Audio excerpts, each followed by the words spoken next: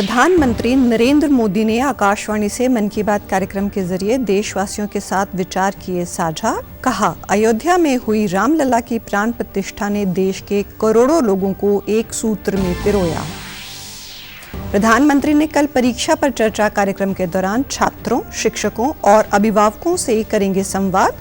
देश भर के छात्रों में कार्यक्रम को लेकर भारी उत्साह। मुख्यमंत्री मनोहर लाल ने पानीपत के शिवा से इलेक्ट्रिक बसों को हरी झंडी दिखाकर किया रवाना। कहा, पर्यावरण संरक्षण में मिलेगी मदद। सीएम ने पहले 7 निःशुल्क सफर की घोषणा भी की। और योग एवं सूर्य नमस्कार से स्वास्थ्य संवर्धन हेतु हरियाणा योग आयोग 1 से 20 फरवरी तक हर घर परिवार सूर्य नमस्कार अभियान का करने जा रहा है आयोजन।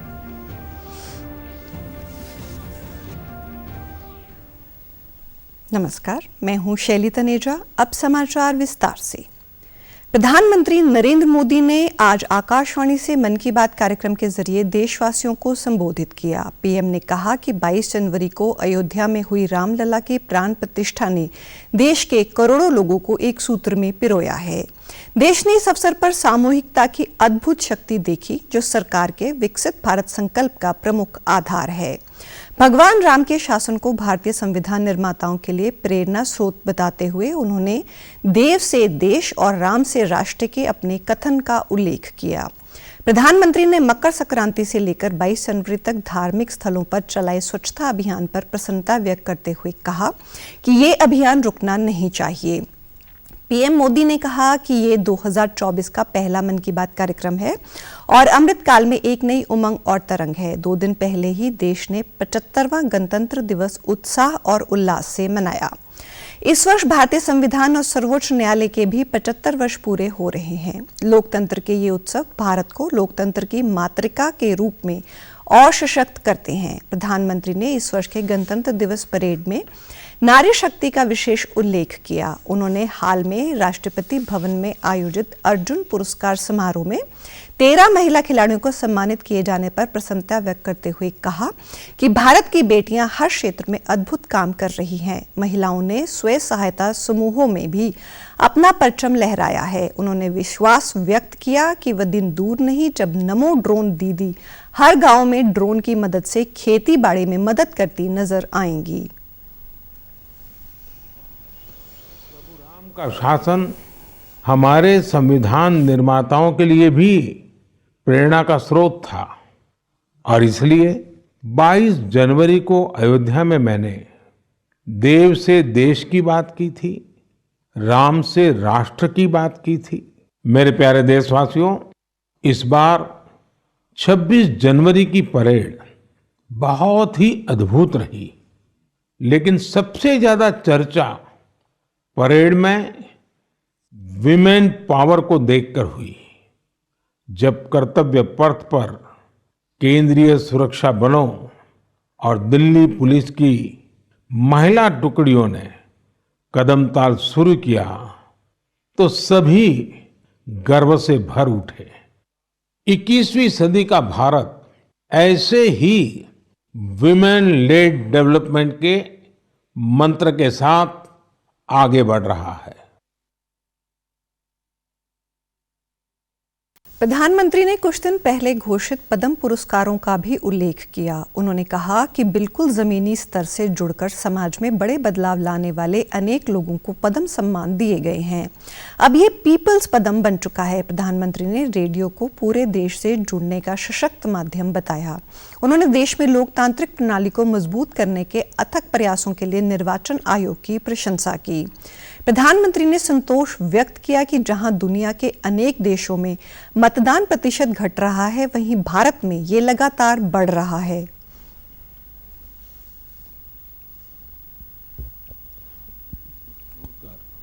समाज में बड़े बड़े बदलाव लाने का काम किया है। इन इंस्पायरिंग लोगों की जीवन यात्रा के बारे में जानने को लेकर देश भर में बहुत उत्सुकता दिखी है।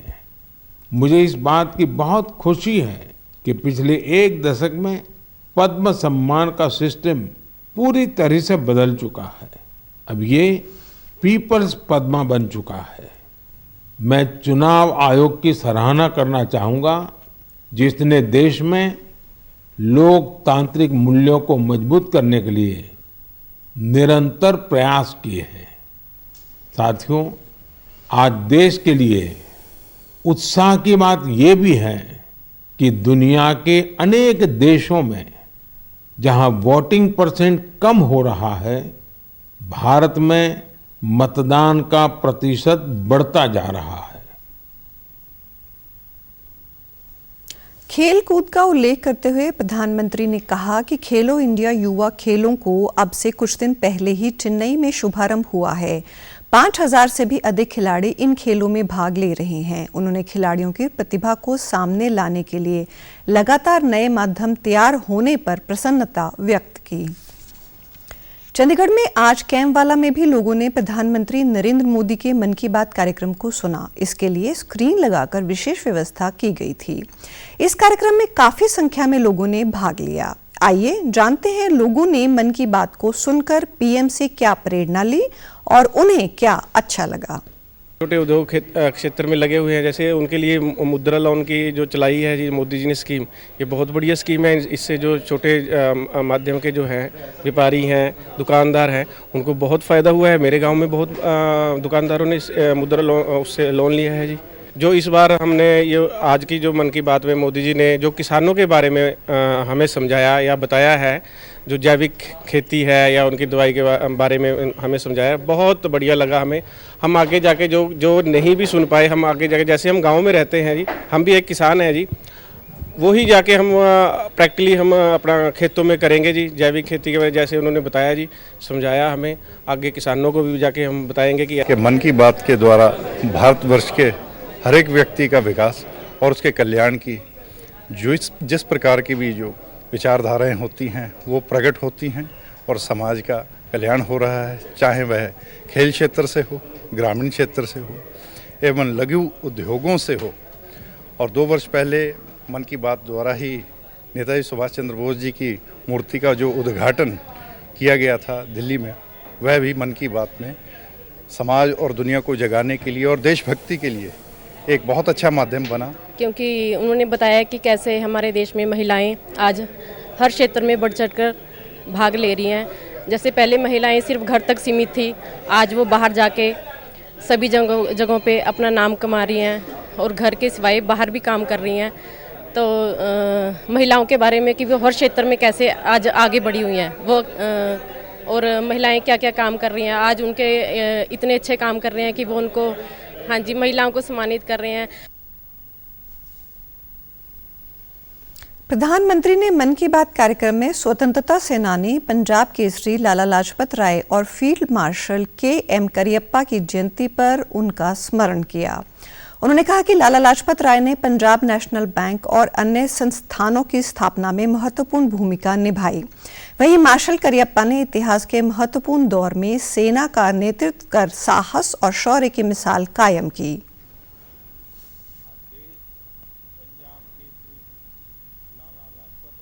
श्रद्धांजलि दे रहा है। लाला जी स्वतंत्रता संग्राम के एक ऐसे सेनानी रहे जिन्होंने विदेशी शासन से मुक्ति दिलाने के लिए अपने प्राणों की आहुति दे दी। लाला जी के व्यक्तित्व को सिर्फ आजादी की लड़ाई तक सीमित नहीं किया जा सकता, वो बहुत दूरदर्शी थे।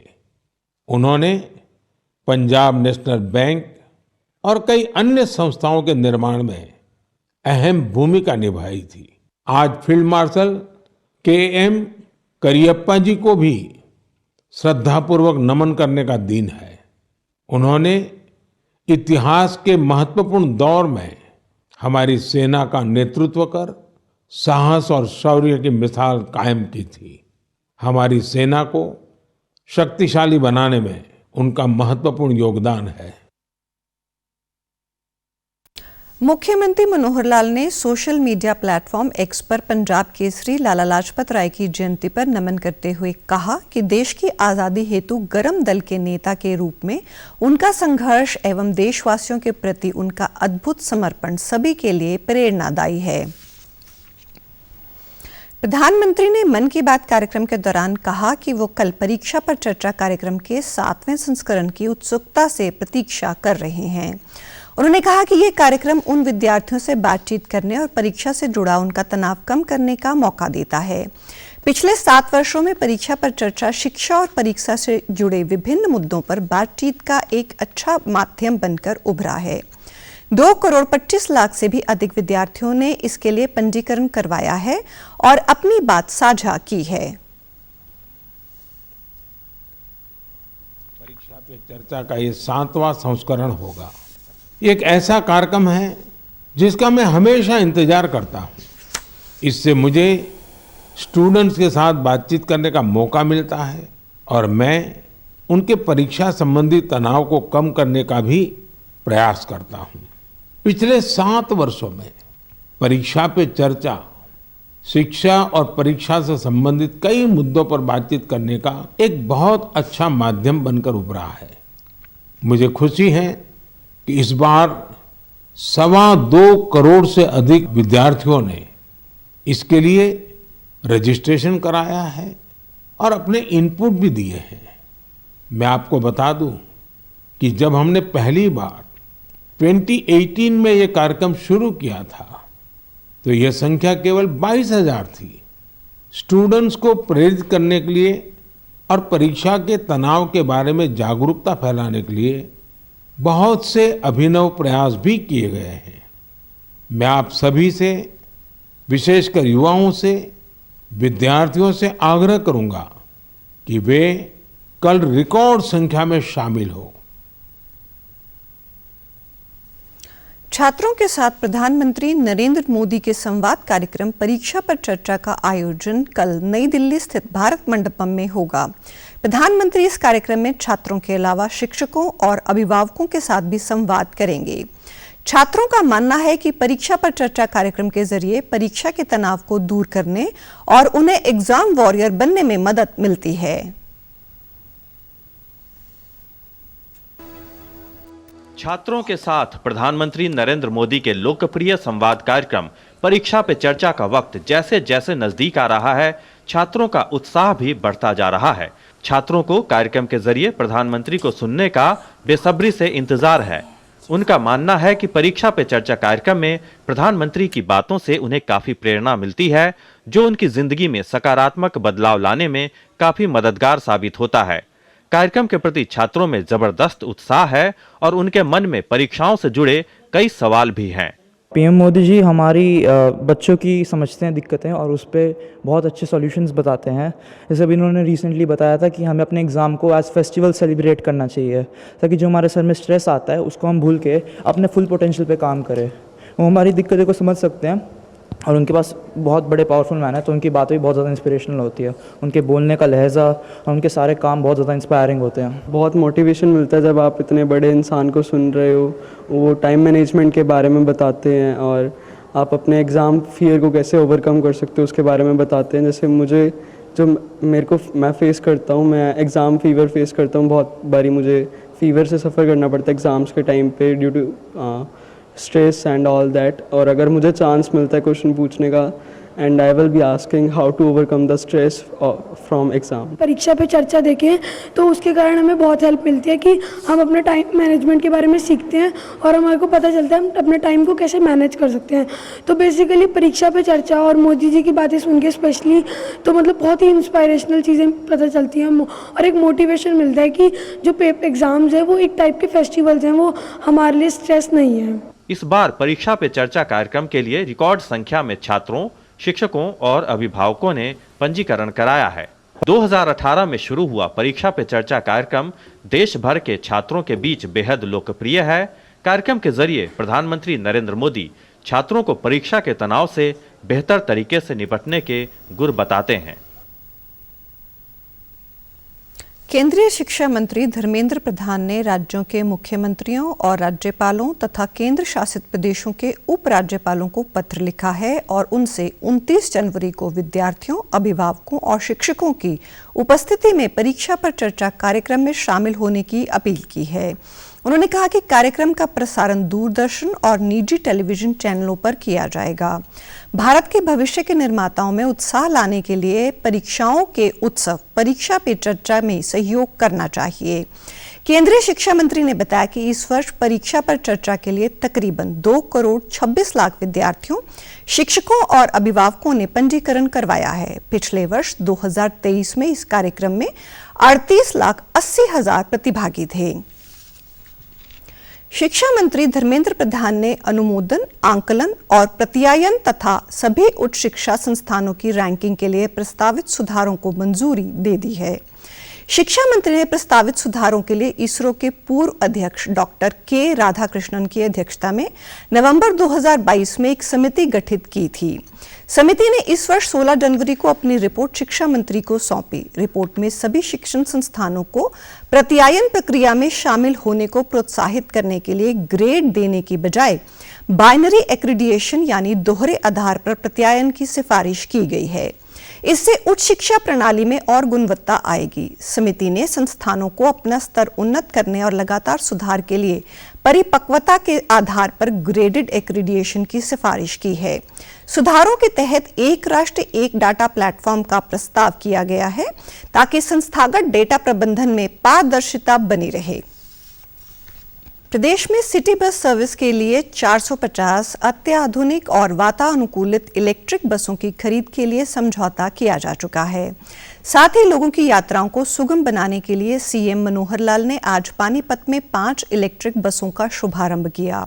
इस दौरान उन्होंने जनसभा को संबोधित करते हुए कहा कि पानीपत 3 युद्धों के लिए जाना जाता है और औद्योगिक क्षेत्र से पानीपत को पहचान मिली है। उन्होंने कहा कि जहां भी इलेक्ट्रिक बसों का शुभारंभ होगा वहां पहले 7 दिन यात्री निःशुल्क सफर कर सकेंगे। इलेक्ट्रिक बसों का फायदा सभी को होगा और इससे प्रदूषण पर भी नियंत्रण पाया जा सकेगा। जो जिस शहर से जब शुरू होगी, पहले 7 दिन ये बसें फ्री ऑफ कॉस्ट चलेंगी, कोई किराया नहीं लिया जाएगा, ताकि 7 दिन तक एक बार अभ्यास उनको सबको हो कि अपनी कार छोड़ दें, अपना स्कूटर छोड़ दें, इन बसों में चलें। अगर सुविधाजनक तरीके से बसें चलती हैं तो अभ्यास बना लें। हम हरियाणा के अंदर किस प्रकार से यात्रा सुगम हो, कैसे हमारा इंफ्रास्ट्रक्चर ये बढ़े, इसके लिए भी लगातार हम काम कर रहे हैं कि इसके अंदर पर्यावरण को ठीक करने के लिए चाहे वो डीजल पेट्रोल की खपत तो कम होगी ही, साथ में इन बसों को एसी बनाया गया है। एयर कंडीशन बसों से भी लोगों को सुविधा होगी बैठने में, चलने में, गर्मी के अंदर भी उसका पूरा लाभ अपना उठा सकेंगे। वहीं यमुनानगर में भी कल परिवहन मंत्री मूलचंद शर्मा ई बसों की शुरुआत करेंगे। इससे पहले कल परिवहन विभाग द्वारा इन बसों का ट्रायल लिया गया और यमुनानगर रोडवेज के जीएम अशोक कौशिक ने बसों की पूरी जानकारी ली। रोडवेज प्रबंधक ने बताया कि यमुनानगर में 40 इलेक्ट्रिक बसें आनी है। ये सभी बसें सुविधाओं से लैस होगी। शुरुआत में इनका संचालन जगाधरी बस स्टैंड से शहर के लिए किया जाएगा और वहीं पर चार्जिंग स्टेशन बनाया गया है। ये ई बसें सचिवालय चौक से होती हुई कन्हैया साहब चौक, यमुनानगर बस स्टैंड, फव्वारा चौक, रेलवे स्टेशन और अग्रसेन चौक से होती हुई वापसी जगाधरी पहुंचेंगी। ये बसें ऑटो के मुकाबले में काफी किफायती रहेंगी। इन्वायरमेंट फ्रेंडली है। जैसे अभी आप कार में बैठे देख रहे हैं तो कोई नॉइज वगैरह गाड़ी में कुछ है ही नहीं। जैसे अभी आप कार में बैठे ऐसा लग रहा है आपको, बड़ा कंफर्टेबल सफर रहेगा। और ये हमारी कोशिश, ये सिटी सर्विस है, बेसिकली सिटी के चलाएंगे हम अपने बस में। और जो सिटी के रूट्स हैं जहाँ पे ज़्यादा आपको कस्टमर्स रहेंगे वहाँ उनके लिए कोई सुविधा दी है। अभी इसलिए हमने जगाधरी के लिए, जैसे हमारा स्टेशन रहेगा, चार्जिंग स्टेशन रहेगा, डिपो अवेलेबल भी हो रहेगा, तो वहाँ से हमारी बस चार्ज होकर चलेगी। और वो बस जो है जैसे आपका जगाधरी से चलेगी मिनी सेक्रेटरीट, कन्हैया चौक, यमुनानगर बस स्टैंड और रेलवे स्टेशन रहेगी। उसके बाद वहाँ से फिर वापसी में आपका फव्वारा चौक, अग्रसेन चौक और वापस जगाधरी आ जाएगी। तो एक सिटी के लिए हमने रूट डिजाइन किया है इस पे, ताकि हम हर आधे घंटे या 20 मिनट की जो हमारी बस है इसको कर सकते हैं। कोई कहीं खड़ा है तो उसको हर आधे घंटे या 20 मिनट में बस मिल जाएगी। प्रधानमंत्री गरीब कल्याण अन्न योजना फतेहाबाद जिले के लोगों के लिए वरदान साबित हो रही है। डिपो पर राशन लेने पहुंचे लाभार्थियों ने कहा कि सरकार की योजना के कारण उनके घर का चूल्हा चल रहा है। इससे उन्हें काफी आर्थिक बचत हो रही है। योजना के अंतर्गत उन्हें 5 किलो राशन प्रति व्यक्ति निःशुल्क मिल रहा है। उन्होंने प्रधानमंत्री का आभार जताते हुए कहा कि केंद्र सरकार निरंतर गरीबों के हितों के लिए कार्य कर रही है। काम हो रहा है भाई साहब। हाँ, मैं वार्ड नंबर 13 से संबंधित हूँ, रतिया से। हाँ जी, ठीक है। कोई ऐसी बात नहीं, जो सरकार दे रही है मेरे बहुत बढ़िया। मेरे घर में 5-6 सदस्य है, हमारा गुजारा से बढ़िया हो रहा है 5 किलो के हिसाब से। ये सरकार की बहुत अच्छी योजना है जो प्रधानमंत्री गरीब कल्याण योजना है। इसके तहत परिवार में हर एक सदस्य को 5 किलो राशन मिलता है। इस सरकार के आने के बाद सारा सौदा ऑनलाइन हो गया है, जिसकी वजह से आज मैं आया हूँ इस डिपो पे और आते ही मेरे को सारी चीज़ें हाथों हाथ मिल गई है। 10 मिनट नहीं लगे मेरे को चीनी मिल गई, मेरे को तेल मिल गया है, मेरे को कणक मिल गया है। तो मैं सरकार की सराहना करता हूँ और ये उम्मीद करता हूँ कि आगे भी सरकार यही आए। पता क्या जी, देखो सरकार की ये बहुत अच्छी योजना है जो गरीबों को लाभ दे रही है और अनाज दे रही है लोगों को।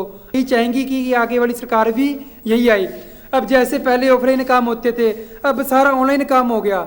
जो भी हम चीज़ करते हैं, या फार्म भरते हैं या कुछ और करते हैं, सारा ऑनलाइन सिस्टम कर दिया सरकार ने।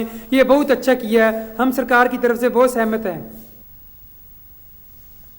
डिपो होल्डर गुलशन कुमार ने बताया कि वे खाद्य एवं आपूर्ति विभाग द्वारा उपलब्ध करवाए गए राशन को डिजिटल माध्यम से पीएम गरीब कल्याण अन्न योजना के लाभार्थियों को मुहैया करवा रहे हैं। सरकार की इस योजना से गरीब लोगों को काफी मदद मिल रही है। बाजरा मिल रहा है, कोई दिक्कत नहीं है, सारे खुश हैं। योजना बहुत बढ़िया है जी, कोई दिक्कत नहीं है। कांग्रेस पार्टी द्वारा प्रदेश भर में चलाई जा रही संदेश यात्रा कल दोपहर बाद सिरसा पहुंची। इसमें कांग्रेस के नेता रणदीप सिंह सुरजेवाला, कुमारी शैलजा सहित अन्य नेताओं ने भी शिरकत की। इस दौरान कुमारी शैलजा ने आगामी चुनाव में प्रदेश में कांग्रेस की सरकार बनने का दावा किया। उन्होंने कहा कि उनकी इच्छा विधानसभा चुनाव लड़ने की है, बाकी फैसला हाईकमान तय करेगा। कांग्रेस में गुटबाजी के सवाल पर शैलजा ने कहा कि कांग्रेस एक समुंदर है और सभी लोग अपने तरीके से पार्टी को मजबूत करने में लगे हुए हैं। अपनी इच्छा जताई है कि मैं इस बार विधानसभा चुनाव लड़ना चाहती हूँ। आगे पार्टी का आदेश सरमाथे हमारी हाईकमांड जो कहती है वो हमने हमेशा माना है। कांग्रेस पार्टी एक समंदर है, बहुत बड़ी पार्टी है। कांग्रेस पार्टी तो एक आंदोलन, हमारी कोई काडर बेस नहीं है, एक आंदोलन है जिसमें लोग जुड़ते जाते हैं। पहले भी जुड़ते गए, जनसमूह जुड़ता गया। आज हमारा यही प्रयास है कि हम चाहे कोई भी, चाहे गोगी जी हैं, चाहे प्रदीप जी हैं, रोड़ी जी, हमारे सभी साथी अपने अपने ढंग से कांग्रेस पार्टी को मजबूत कर रहे हैं। अखिल भारतीय कांग्रेस कमेटी के महासचिव रणदीप सिंह सुरजेवाला ने कहा कि सिरसा के लोगों ने विषम परिस्थितियों में भी कांग्रेस का झंडा बुलंद रखा। कन्याकुमारी से लेकर श्रीनगर तक राहुल गांधी ने भारत जोड़ो यात्रा निकाली। वे देश की जनता की फिक्र करते हैं। वहीं इंडिया गठबंधन में सीट शेयरिंग, पंजाब में आम आदमी पार्टी और बंगाल में ममता बनर्जी के अकेले चुनाव लड़ने के सवाल पर उन्होंने कहा कि इंडिया गठबंधन सीट शेयरिंग के साथ साथ वैचारिक गठबंधन भी है जो सामाजिक व आर्थिक न्याय की बात करता है। संभावनाओं का खेल नहीं कहूंगा, संभावनाओं का रास्ता है। पंजाब में उदाहरण के तौर पर, और अपन तो बिल्कुल पंजाब के पड़ोस में लगे हैं, कांग्रेस का यूनिट ये चाहता है कि उन्हें सब सीटों पर चुनाव लड़ने की इजाजत दी जाए। शायद आम आदमी पार्टी का यूनिट भी ये चाहता। तो इंडिया जो गठबंधन है वो सीटों का गठबंधन तो है, पर वो एक वैचारिक गठबंधन है, एक वैचारिक लड़ाई का। वो वैचारिक लड़ाई क्या है? किसान को न्याय मिले, दलित और पिछड़ों को न्याय मिले, युवा और महिला को न्याय मिले। योग एवं सूर्य नमस्कार से स्वास्थ्य संवर्धन हेतु हरियाणा योग आयोग 1 से 20 फरवरी तक हर घर परिवार सूर्य नमस्कार अभियान का आयोजन करने जा रहा है। आयोग ये अभियान आयुष विभाग, शिक्षा, खेल, पुलिस विभाग एवं अन्य संस्थाओं के साथ मिलकर आयोजित करेगा। इसी उपलक्ष्य में पंचकुला में बैठक की गई, जिस दौरान इस अभियान को लेकर मंथन हुआ। बैठक की अध्यक्षता हरियाणा योग आयोग के चेयरमैन डॉक्टर जयदीप आर्या ने की। इस दौरान उन्होंने हरियाणा योग आयोग द्वारा 1 से 20 फरवरी तक आयोजित होने वाले हर घर परिवार सूर्य नमस्कार अभियान में सभी प्रदेशवासियों को इसमें शामिल होने का आह्वान किया। परिवार तक सूर्य नमस्कार को पहुंचाने का, और इसके लिए हमने 6500 गांवों का चयन किया है। 1000 गांवों में तो हमारे हरियाणा में आयुष योग सहायक पहले से ही कार्यरत हैं। इनके माध्यम से ये अपने गांव में तो करवाएंगे ही, अपने आसपास के 5 गांवों में भी ये सूर्य नमस्कार का अभियान, उसका ट्रेनिंग का कार्यक्रम करवाएंगे। आयुष विभाग, खेल विभाग, शिक्षा विभाग के साथ मिलकर हम इस कार्यक्रम को जन जन तक पहुंचाने के लिए हर घर परिवार उनके द्वार तक पहुंचाने का प्रयास कर रहे हैं, ताकि व्यक्ति स्वस्थ रहे, क्योंकि स्वस्थ व्यक्ति ही समृद्ध हो सकता है, स्वस्थ व्यक्ति ही सशक्त हो सकता है, और स्वस्थ व्यक्ति, सशक्त व्यक्ति ही एक सशक्त राष्ट्र का निर्माण कर सकता है। इस भावना को लेकर हम इस अभियान को आगे बढ़ा रहे हैं। डॉक्टर जयदीप आर्या ने बताया कि योगासन खेल को केंद्रीय सरकार द्वारा मान्यता प्रदान की गई है और इस बैठक का मुख्य उद्देश्य योगासन खेल को हरियाणा में दृढ़ता से स्थापित करना है। उन्होंने कहा कि हरियाणा में ही नहीं बल्कि संपूर्ण विश्व में योगासन खेल को प्राथमिक खेल के रूप में स्थापित करने की योजना पर कार्य किया जा रहा है। राष्ट्रीय शिक्षा नीति में वर्तमान में खेल वैकल्पिक विषय के रूप में सम्मिलित है और इसे एक अनिवार्य विषय के रूप में शामिल किया जा रहा है। उन्होंने 26 जनवरी गणतंत्र दिवस की परेड में योग एवं सूर्य नमस्कार की प्रस्तुतियों को सम्मिलित करने पर मुख्यमंत्री मनोहर लाल, गृह मंत्री अनिल विज एवं जिला प्रशासन का आभार जताया। गणतंत्र दिवस की परेड में भी सूर्य नमस्कार और योग की प्रस्तुतियों को सम्मिलित किया, उसके लिए भी मैं हरियाणा सरकार का अभिनंदन करना चाहता हूँ। उद्देश्य है कि योगासन को खेल के रूप में हरियाणा में स्थापित करना, हरियाणा में ही नहीं पूरे राष्ट्र में ही नहीं पूरे विश्व में स्थापित करने की एक बड़ी योजना के साथ हम काम कर रहे हैं। योगा की मूल भूमि, योग की मूल भूमि, योगासन की मूल भूमि ये हरियाणा है। हरियाणा सर्वोपरि रहना चाहिए, सबसे आगे रहे, इसकी योजना को लेकर हम ये मंथन बैठक कर रहे हैं। और मुझे लगता है कि खेलों में योगासन भी हरियाणा को गौरव प्रदान करेगा। प्रधानमंत्री नरेंद्र मोदी ने कल नई दिल्ली के करियप्पा परेड ग्राउंड में वार्षिक एनसीसी पीएम रैली को संबोधित किया। इस दौरान रक्षा मंत्री राजनाथ सिंह सहित अन्य गणमान्य लोग मौजूद रहे। पीएम ने कहा कि उनकी सरकार ने देश की बेटियों के लिए उन क्षेत्रों में अवसर खोले हैं जहां पहले उनका प्रवेश प्रतिबंधित या सीमित था। उन्होंने कहा कि चाहे स्टार्टअप हो या स्वयं सहायता समूह, महिलाएं हर क्षेत्र में अपनी छाप छोड़ रही हैं। जब देश बेटों और बेटियों की प्रतिभा को समान अवसर देता है तो इसमें वो प्रतिभा संपन्न बनता है। या सेल्फ हेल्प ग्रुप्स, हर क्षेत्र में बेटियां अपनी छाप छोड़ रही है। युवा साथियों, बेटों और बेटियों के टैलेंट को जब देश बराबरी का अवसर देता है तो उसका टैलेंट पूल बहुत बड़ा हो जाता है। यही तो विकसित भारत के निर्माण की सबसे बड़ी ताकत है। पीएम ने कहा कि विकसित भारत युवाओं के सपने को पूरा करने वाला होगा। विकसित भारत के निर्माण में युवाओं की अहम भूमिका बताते हुए उन्होंने कहा कि पिछले 1 दशक में युवाओं के लिए बहुत से नए अवसर पैदा हुए हैं। प्रधानमंत्री ने देश की विकास यात्रा का उल्लेख करते हुए कहा कि इससे युवाओं के लिए नए द्वार खुल रहे हैं। विकसित भारत के लाभार्थी देश के युवा होंगे।